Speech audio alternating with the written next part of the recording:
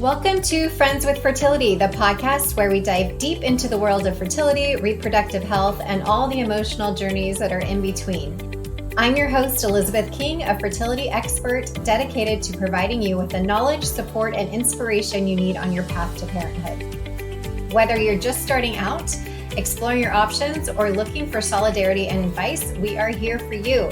Let's embark on this journey together and turn uncertainty into empowerment and make friends with fertility. Let's get started.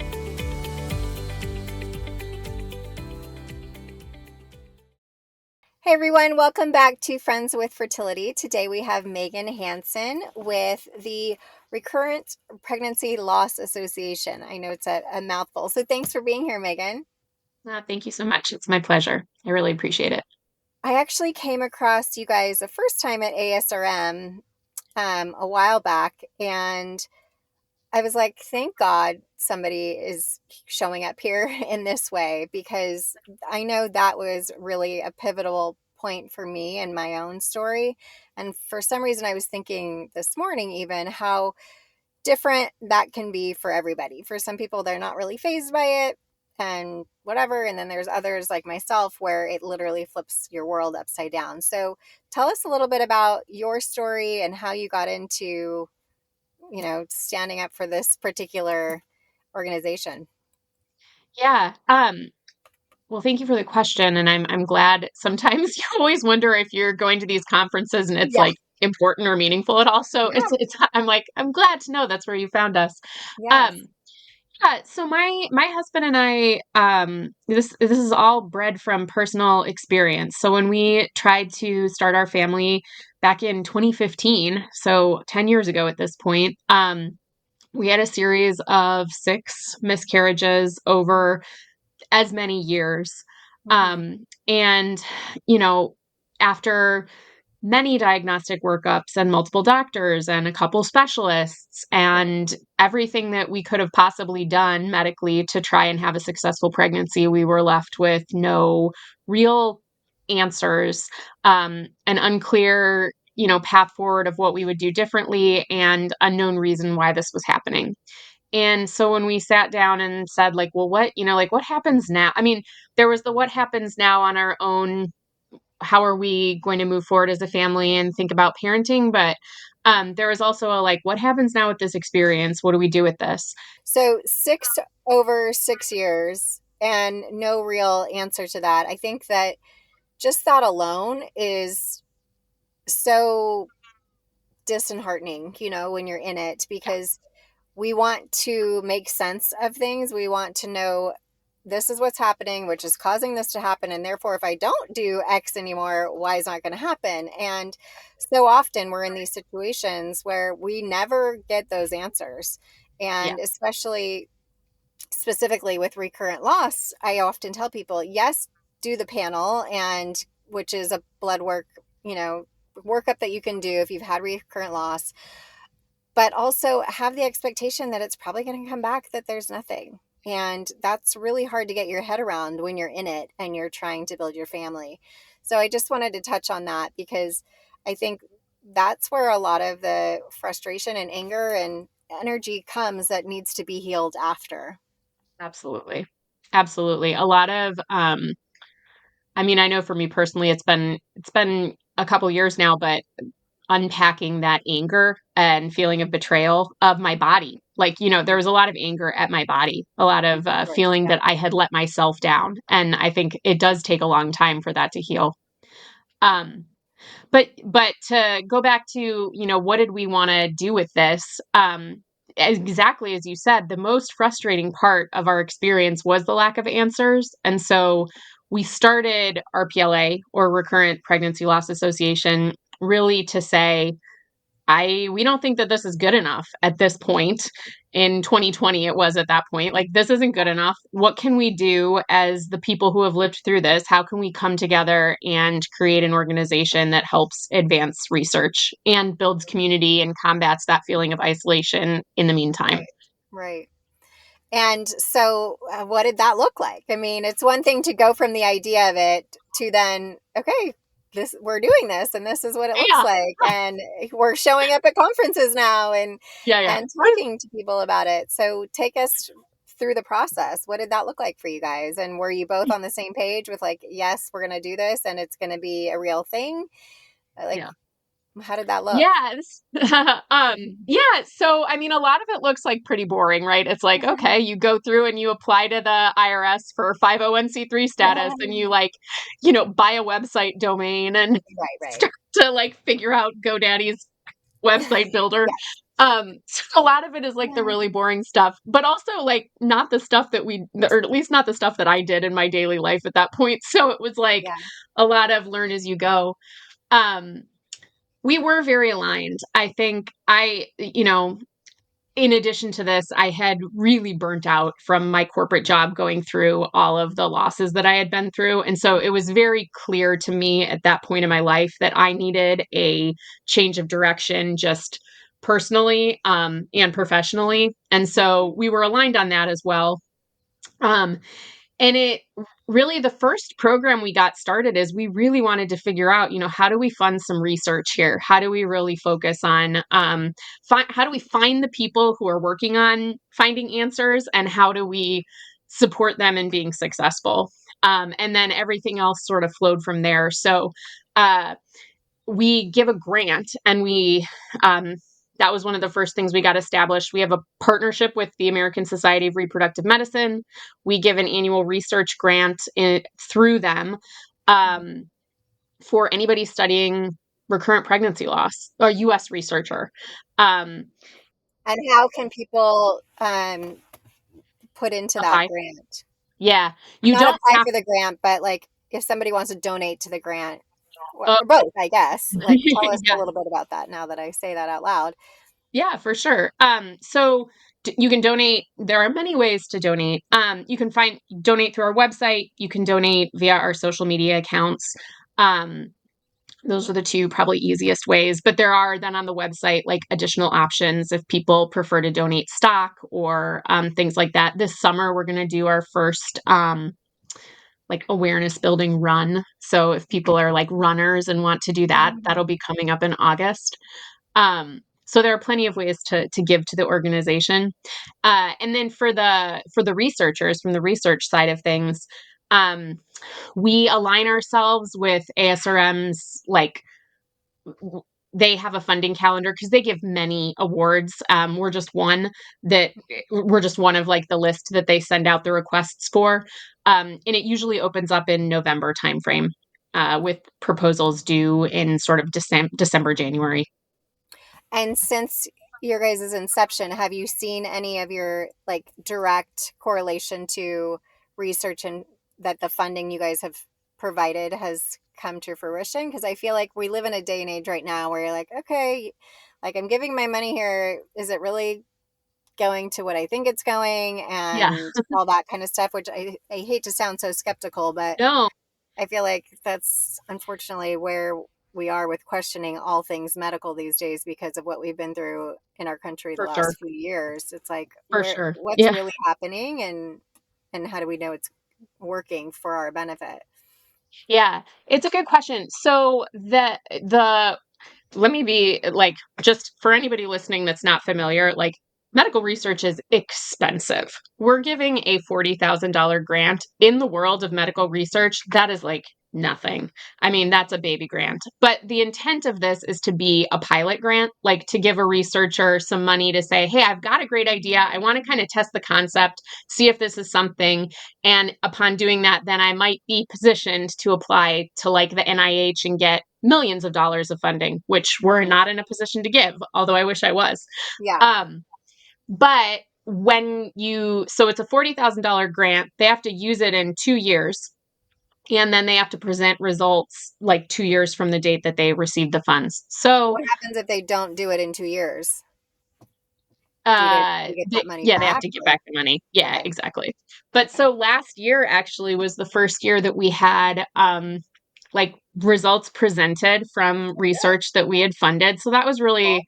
exciting. It was now, it's with all things research, it's like you learn one thing and it opens up a list of like many other questions, but it was a PhD at the University of Utah, Dr. Worklamahu, and he was looking for inherited genetic markers that might lead to negative pregnancy outcomes or negative birth outcomes. So he basically was like identifying families where there was a history of loss, and not just like the individual, but like, let's look at mom, dad, aunt, like sister. So he was looking at family units, and then he would compare the genomes of like a whole bunch of different family members to look at Awesome. inheritance patterns. Uh-huh. Yeah. So through that, he identified a handful of potential targets related to stillbirth, and then Hmm. another several that may be implicated for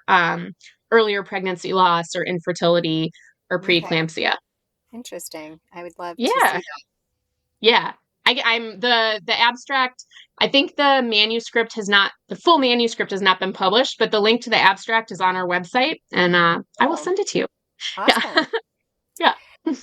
And so how does that, like, are you in communication with this student doctorate? I'm sorry, I missed which he No, that's was, but okay. Professor. Yeah, he's a professor. okay. Yeah. Were you guys in touch with him throughout the process? Was it like you knew your money was going there and then ta-da, here it is at the end?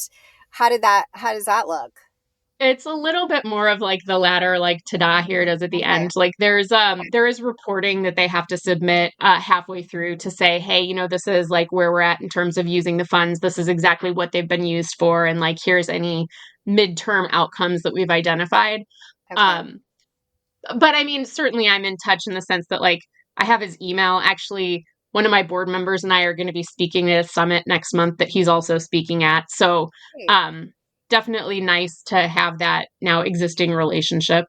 Yeah. For sure. That's great. And so for somebody who is currently going through, multiple losses and kind of struggling with what to do next, and it's one of those not easy situations where you're realizing that this isn't working, but also still hesitant to go down to do the other route of surrogacy or egg donation or whatever. I feel like it's more normalized than it has been in the past to go down these other routes, but at the same time, when you have this idea for yourself and how you're going to build your family, you sometimes can go for a long time even though you're getting the same result of recurring pregnancy loss. So for somebody who's listening that's in that stage right now, what do you recommend for them as far as getting support and how to navigate the situation that they're in? Yeah. Um, well, the first thing I would say is like I am so sorry, because it is just a very dark place, and I know even though there are many people that have lived through this and are living through it, it feels so isolating when you're in it. Mm-hmm. Um, we have a support group, a monthly support group. It's free, it's virtual. You can join from anywhere. It's the last Monday of the month. So I encourage anybody that could use that support to join that. But there are plenty of places to get support locally in person, fertility coaches, bereavement doulas. Like when I think when it comes to this, like the more support the better, because it Yeah. is such a heavy emotional and mental burden. So the first thing I would say is like if you don't have a person or a place where you're getting support, give yourself that gift, because it really is important and helpful. Mm-hmm. From a like next step perspective, it's so personal, and all of the advice, like it sounds, I don't want it to say it sounds trite, but like what we all have our own, like we all have a limit of what we can take, and some people are going to make the choice to keep trying and keep trying and keep trying, and other people hit their limit earlier, Yeah. and that's a personal thing. It's like, there's no shame in that. If you decide this is too much and you want to try something different or stop trying entirely, that is okay. And if you're choosing to keep going, like that is okay too. And you can change your mind. Uh, Right. I don't know if that doesn't sound very profound, but like that's No, the but it truth of is how I feel because about it.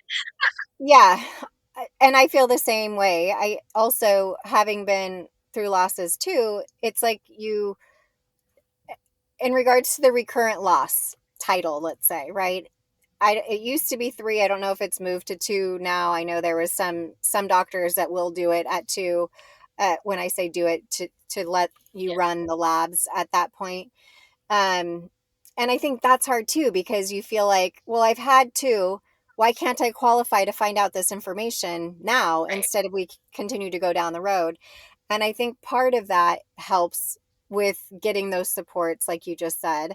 And it is so multifaceted when you go through Yeah. this, that it's not just the grieving the loss of something that's unknown that you may not ever get an answer to. With that in and of itself is traumatizing, but all the other things that go along with it that we don't really consider when you're in the moment of it, and how heavy that can be. I mean, I am Yeah. a bereavement doula, and I've even talked to people that have had losses 10 to 20 to 30 years ago, people my Yeah. mom's age, of saying, like, I never dealt with this. I didn't know how.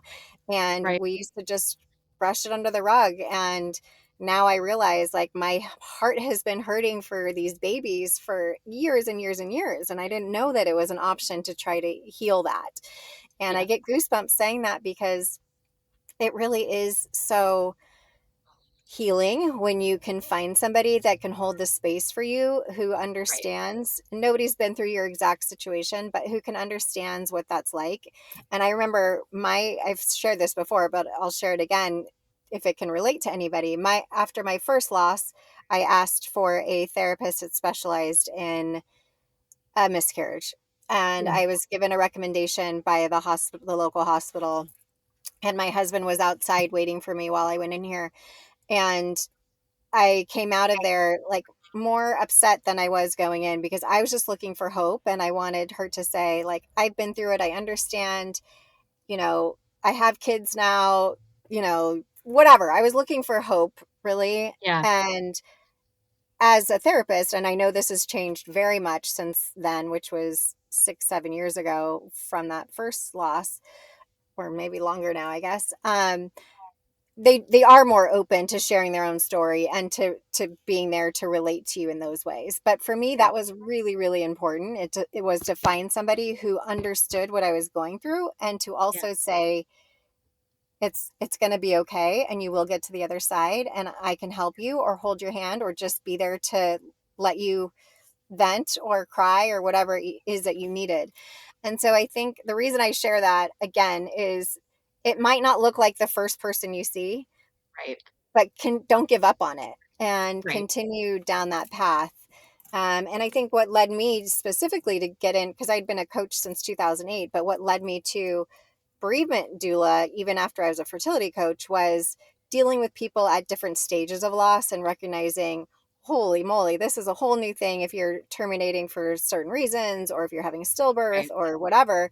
And holding that space was very different than somebody who had an early loss, although it didn't discount the pain of Right. those Right. things. So I also want to say that too, because I find in a lot of feedback from people, when they're in group settings, they feel like they're not worthy enough to be in that group because they didn't have it as bad as Susie Q, or Right. something like that. And I just want to say that if it's you that's feeling that way, try to just be in those moments, and know that you're going to take maybe one small thing of healing from it, even though your story may not be exactly the same as others. But there is so much to be healed in that. And don't compare your healing time frame to anybody else, because it's going to look different for everyone, especially where you're at in your journey. Like I said this morning, I was thinking about people who have losses, and it doesn't bother them so much, right? They have some way of kind of not having the amount of gravity around it as the next person might. So there's no judgment to any way that you deal with it, but finding these resources to help you, I think, is really helpful. Yeah. I love what you said. I mean, well, so many things. I'm like, yes, yes, yes, and Mhm. I mean, I think absolutely, like, the first place you go for support may not be the best fit, and that's true for doctors too, right? The Of first course, doctor yeah. that you're seeing may not be the best fit. Hmm. Um, but yeah, I agree with you. Grief is sort of the overarching umbrella, and there are different flavors or nuances to it. But you know, grief is personal, and it changes, and so how you're going through it is to you. And in terms of like, for when the people in our support group sometimes, like, and I'll say for myself personally, right, like I had 6 losses. Some of them hit me way differently than others. Some of them Hmm. I even like just picked myself up and like went to work, and Right. others like put me on the couch for a while. Yeah. So it's and you know I could judge that or dive into that, but I think it's you know, you've been anybody that's going through this, like you've been through something, it's real, it's hard, and you're doing it right. Like, Mhm. yeah. Did you ever get a diagnosis of what was happening for yourself? No, I had some partial diagnoses. And I will say the people that I think are sort of the leading experts in this, both clinically and from a research perspective, absolutely. I don't think anybody should have to wait until they've had 3 losses to be evaluated for this. And I encourage everybody to ask for testing earlier and seek second opinions. I really I do think I have so much respect for doctors, and also I want us all to be good advocates for our own care. Mhm. Um, no, I had a lot of partial diagnoses. I have my own hypotheses, but it was never very clear why this was happening. Um, so unfortunately, and I don't think I ever will get one. So it's yeah. And were you able to go on to have your family? Yes. So I actually now have 2 children. We used a gestational carrier to have our daughter, who is now 3.5. And Mhm. then I was able to, my 7th pregnancy, I actually carried and was able to give birth to my son. So, um, Congratulations on yes, both. thank you. Yeah. Mhm. And I say to some people, like, I had unexplained recurrent pregnancy loss and I had an unexplained successful pregnancy. I have absolutely no idea why that one worked. I didn't do anything differently.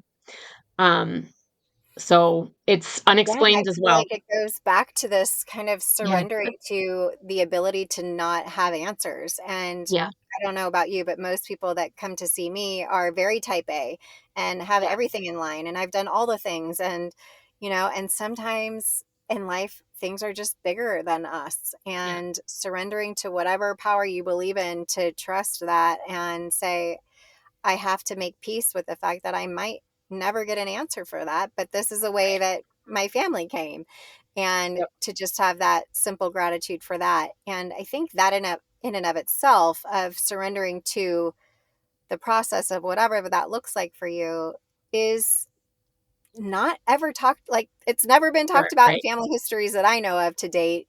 It's Right. just now starting to become a thing, in the last few years. And I think that's why it is so important for us to have those conversations, because we can now go to our parents, or if you have your grandparents, and say, what was going on? Did you ever have any losses that you were aware of? Yeah. Or how did that go for you? And that can then help our further generations to know this isn't so unusual. And thank goodness we do have the science now where people are doing studies to see, Right. we have modern science so that people don't die at childbirth as they used to so often, and all the other things. But I think, again, giving yourself that grace to know it might not look the way we had hoped it to look, but there's other options and other ways to get to your happy ending, so to speak. Yeah, that process of like you've been thrown a curveball and now you have to reimagine your life and it's going to potentially look very different than you expected. That is really hard work, but it's like something that we all, yeah, yeah, we have to figure out how to do that. Yeah.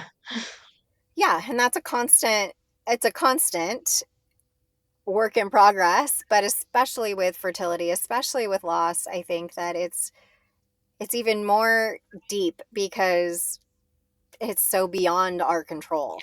Yeah. And there are so many things in life that we do have the ability to control or change, or do something to change the outcome. And in these ways, so often it really is it doesn't look like that. I wish Yeah. I could say it does, but there's so much more to it. So, how can people follow you guys, be part of what you're doing, all the good stuff? Yeah. So I would say a couple ways. I am active on Instagram. Everything gets reposted to Facebook, but I'll be honest, I don't really manage that. So follow us on Instagram. Okay. Our handle is RPL Association. Also join our mailing list, because the mailing list is kind of what I send out a monthly newsletter, and it just has like events and updates, and sort of you can follow along our work, research updates, all that stuff. You can join the mailing list through our website, which is www.rplassociation.org. Um, my email's all over anything. So, feel free to DM me or send me an email. I'm pretty easy to find. Um, yeah, and there are plenty of ways to get involved. So just email me if that's your passion, and, pay attention if you're a runner, because we'll be doing that virtual run in August. I need to start training for it because I am such a couch potato. So I'm like, oh my God, I have to train for our own run. Like, this is going to How be did you embarrassing. choose to do a run? One of my board members, oh my God, one of my board members, he is 78 and he runs like 5 miles every day, Wow. and he God loves bless. these virtual runs, and he's like, we got to do one. We got to do one. And I'm like, What's a virtual run? What do you mean by like, virtual run? so it's not, because we don't have like a brick and mortar, and we live sort of on the internet. You just run, and it's a In your little own bit of an honor location? system. You run on your own, you Okay. track your progress, and then you put in your date and your time on the website, and it'll still kind of aggregate everything and show leaders in each Okay. category, but Okay. you do it on your own instead of at a park all together on the same time and day.